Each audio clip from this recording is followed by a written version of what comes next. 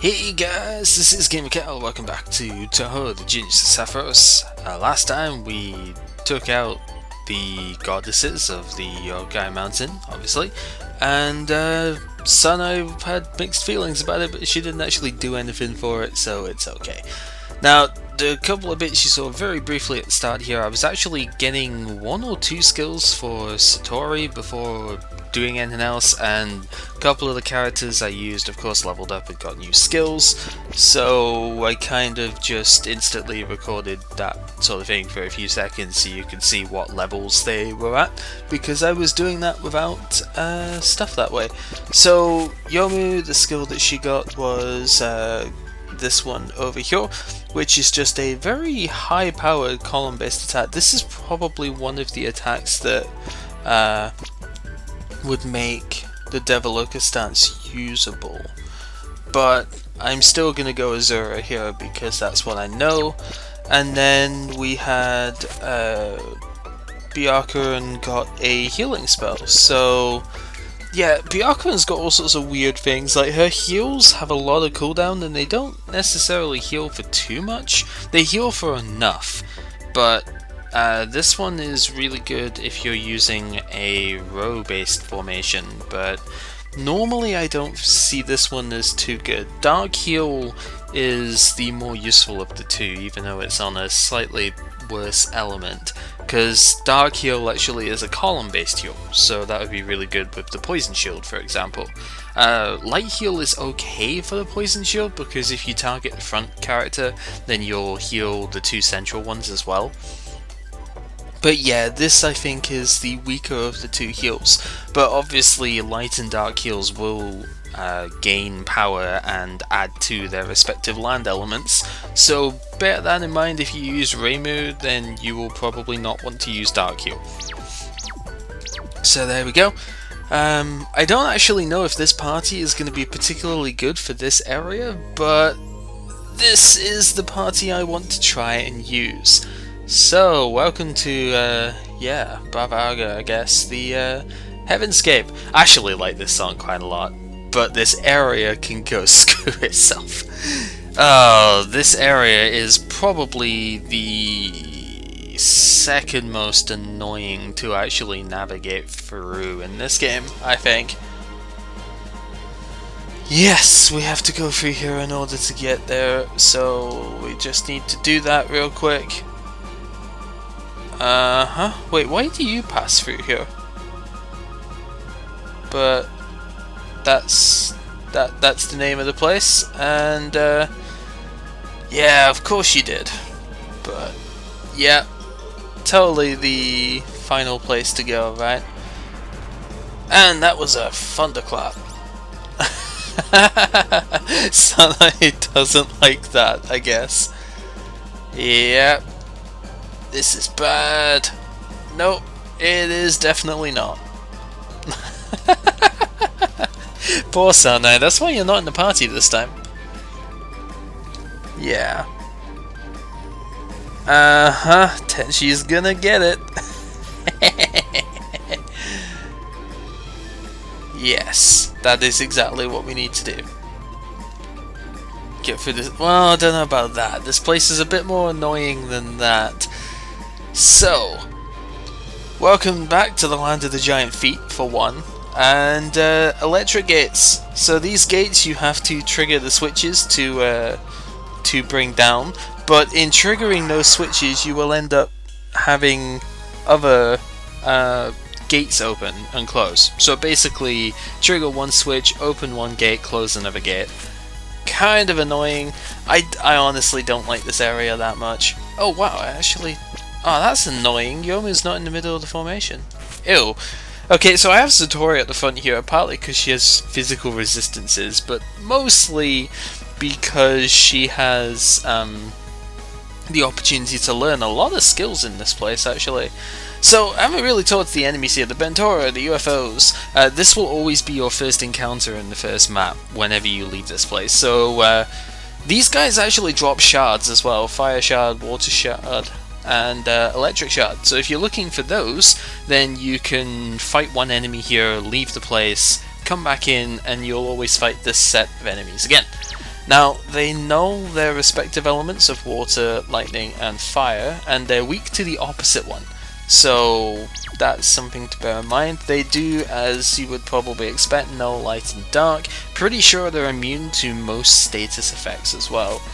And they will cast spells and breaths of their respective elements. I think they might counter if you hit them with their own element. I don't remember, I don't intend on showing that, but yeah, elemental attacks are very useful in this place. I think we will just go ahead and use that. Oh no, that actually hits everything. Sure, actually, you know what, let's just show how it works, if it does. Whoa, get right. Yeah, they are very, very weak to the opposite element. They don't null it. Okay. I must be thinking of something else then. But, okay, they are extremely weak to their opposite element, so just have a couple of elemental attackers here, and you should be fine. Although, obviously note that Marissa cannot do Earth element, so you will probably want Patchouli in this place. Speaking of, she does get a level, which is nice.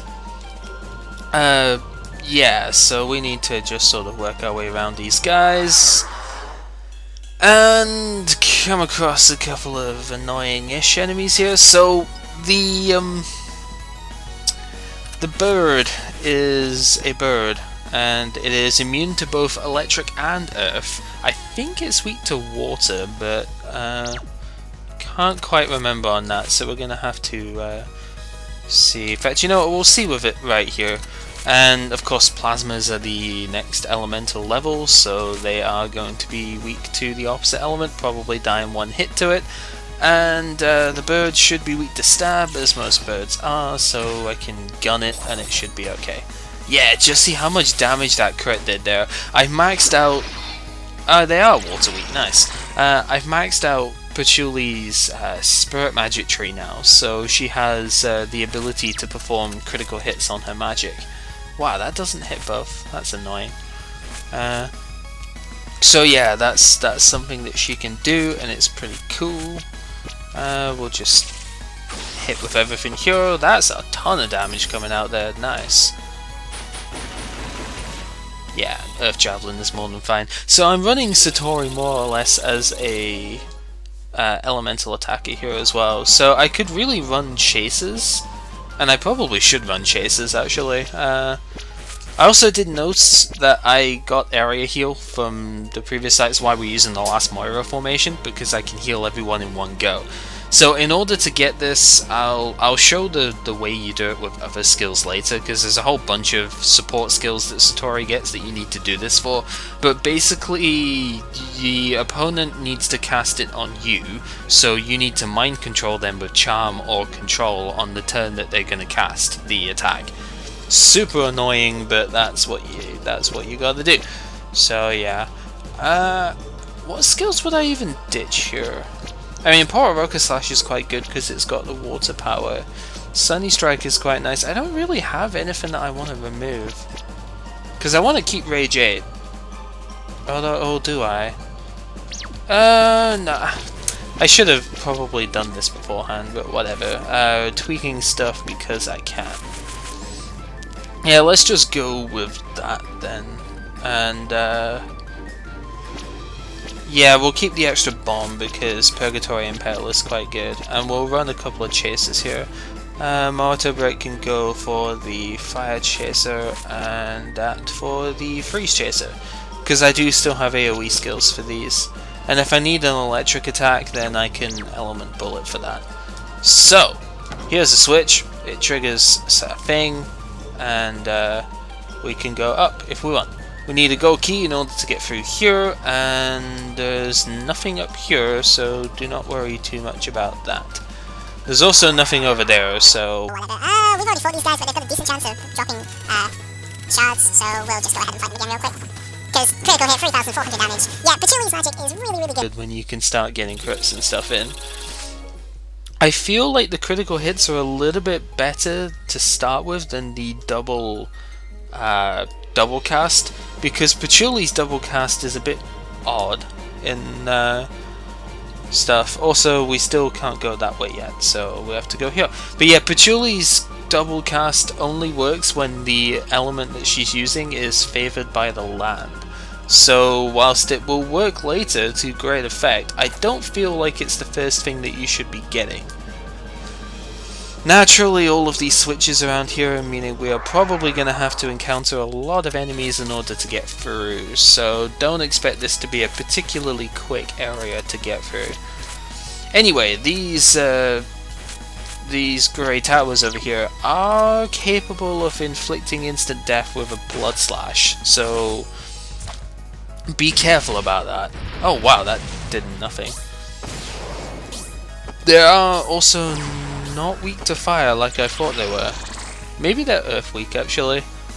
I don't know, the elemental weaknesses in this place are pretty varied, so keep that in mind. It's not an area that you're gonna get through with just a single element. We'll just shoot them though.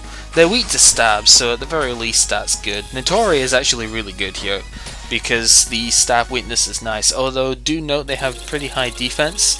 So in a party like this without any buffing, it can be quite tricky to get them, you know, to get enemies down quick enough. Anyway. There is actually a box up there. I'm just going to fight the enemies because they are going to get very annoying if I don't. I can probably poison them. We'll just try Earth here. And Water because why not? They have, man, I forgot they had speedy flight, so they can raise their evasion, which is really annoying. Both speed and evasion actually of the entire enemy party. And it is just irritating to deal with, so I think we're going to spellcard this one because why am I defending the rear? The nice thing about this formation is that the back row only gets targeted like 2 or 3% of the time between them, so it's a very safe formation in that sense. Obviously the disadvantage with it is that the speed of the front row is lower than it normally would be, but it's not so much lower, and with the skills that I'm using in the front row, they are pretty fast to cast anyway. So it's not especially bad, I find.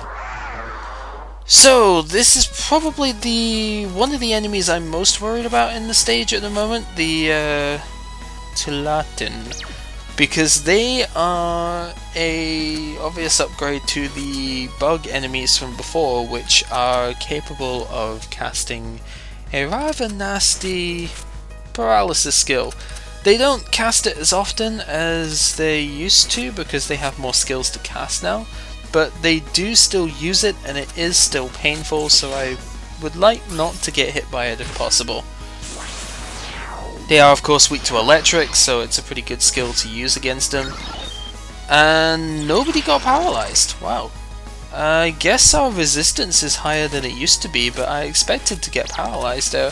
That's actually really nice. Immune to light and dark as before, so Reimu's probably not the greatest of choices in this stage. Although she can still do good healing duties, I just have Satori that can do that now as well. So, oh, there's the Thunder Breath, and it was not learned. Heck yeah.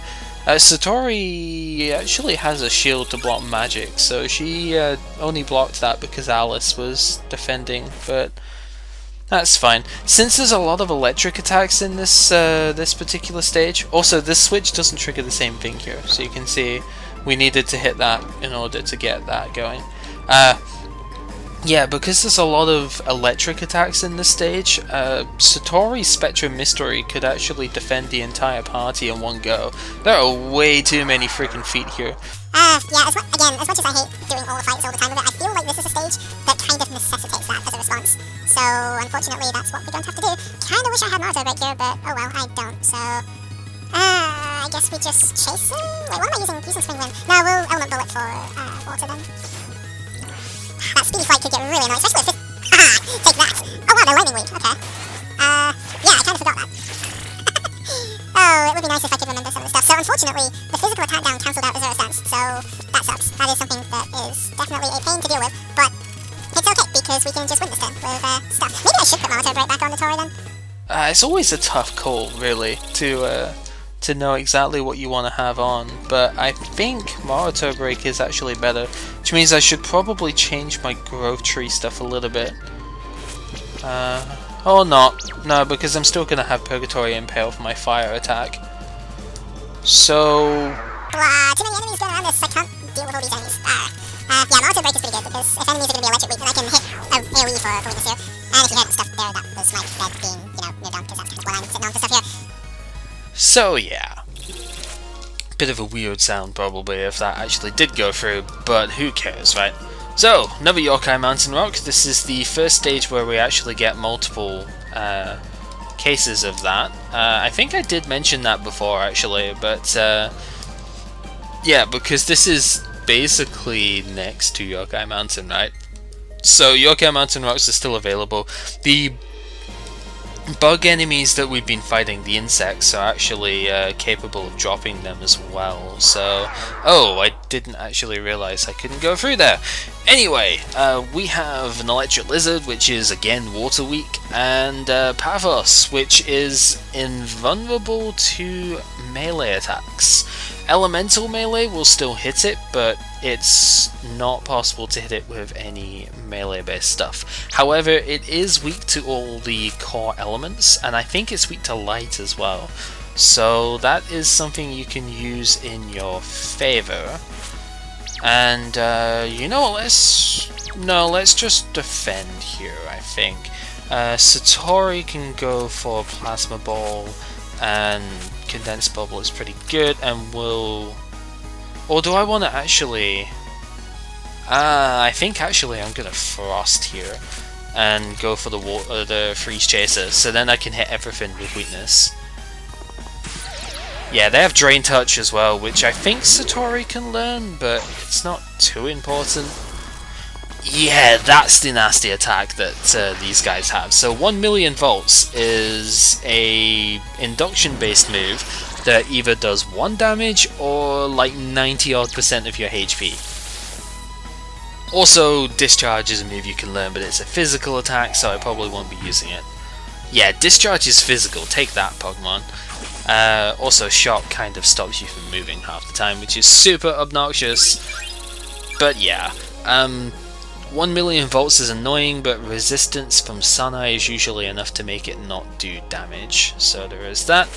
And speaking on stuff, we actually get a spell card for Patchouli. So Jellyfish Princess is good, Dark Heal is also pretty good. So I can show that in a sec. But yeah, we had Agni Radiance, so high power multi-target spell card there. Now we have Jellyfish Princess.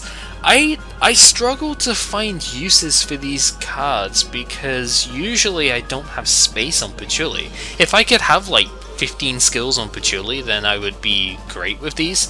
Or not even 15, like 10 skills probably, because I'd have the AoE non-spells, because they're the ones that you can use all the time, the AoE spell cards, and a couple of the single target stuff. But as it is, like, I want more than what I have here as well. I would want Thunderbolt on this set, but I can't find space for it. Maybe instead of Fire Crest, because some of the enemies, most of the enemies don't seem to be weak to fire here, so let's try Thunderbolt there instead. Oh man, changing our plans halfway through. So, when we go down here, we can get past this enemy, get ourselves a box with a thing that we shall discuss in a sec. Haha, that was pretty cool. Yeah, very, very good against Restrict Status. So this is fantastic if you are using, well, most characters actually, because Silence is really annoying against mages, Confusion is really annoying against everyone, and Blind is really annoying against physical characters. This is actually quite good for Alice, or even Aya if you're still using Aya, because Aya's physical skills can get affected by Blind, her magic skills, her manipulation stuff gets affected by Silence, and Confusion just affects them all. But likewise with Alice, because her spectrum skill stuff tends to be magic.